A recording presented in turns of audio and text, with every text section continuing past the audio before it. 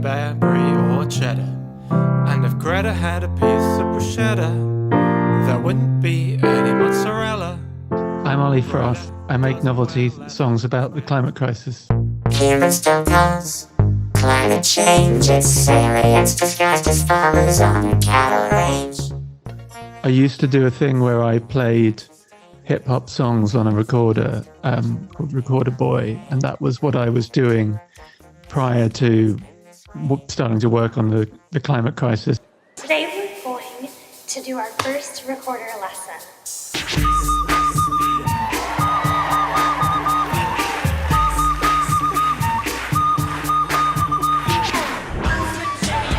And I just kind of pivoted from thinking, oh, I'm going to make that kind of stuff, which is not anything about anything, to making that kind of stuff, but about something that was kind of important, I guess.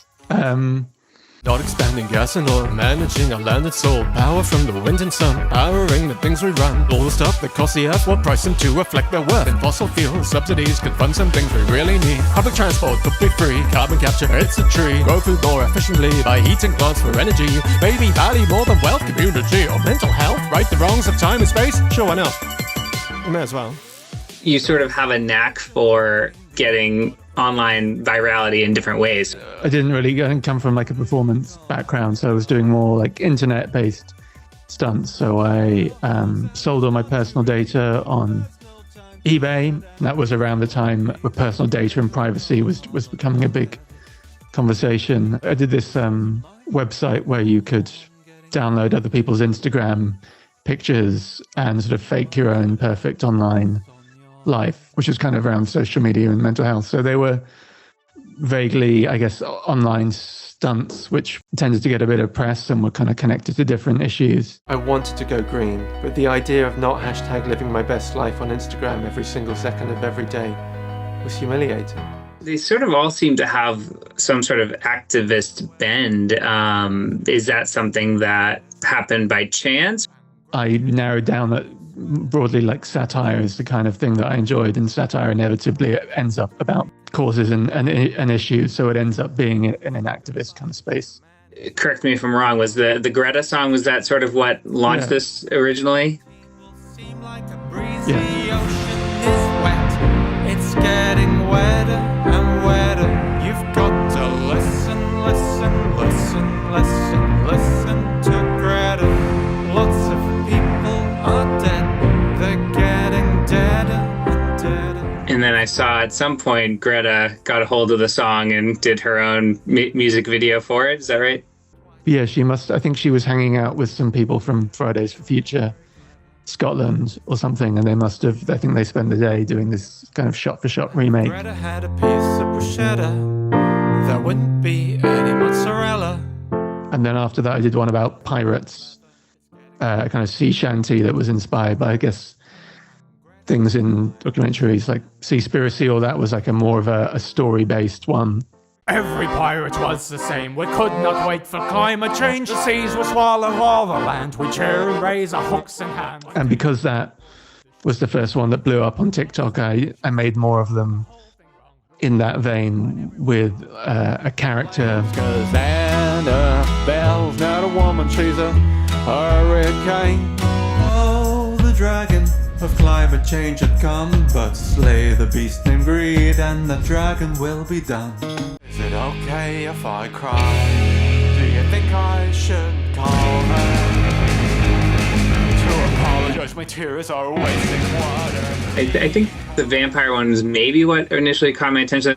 That's definitely been the biggest by far. Of course, climate change is a conspiracy made up by socialist vampires to push policies. A greener, better world, that's our evil plot. Free-range organic humans have the most delicious blood. When I started working for Greenpeace, I was exposed more to their comment section. West, I had a very nice comment section most of the time. All of the climate change is a conspiracy people congregate on the comment section of that page. Well, there's many things that are ironic about it, but the idea that it's a conspiracy, that we want to, create more jobs and make cleaner air and protect the future of the planet, that it's quite funny that but people think that's an evil conspiracy. The next blood we drink is running in your veins. I emailed you, asked about sort of like technologies, and you mentioned the Magic Fix. Can you tell me about that song? Coral reefs looking grey, lost them with a rainbow ray. Forest wetlands that we've lost, groceries made of candy floss. Fish tangled in plastic waste, turn it into strawberry lace. Replace the glaciers with chocolate ice. This one was, I was like, well, what are the other harmful views? And this one was the one that technology will save us.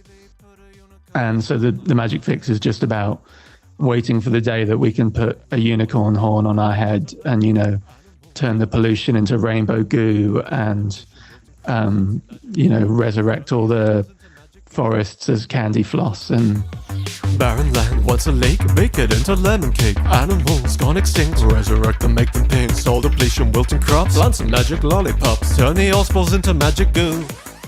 What do you think of music as a tool to help climate, sort of in the cultural aspect? I imagine there's an element of you doing this for that reason, but I'd just sort of love to hear just your general take on that.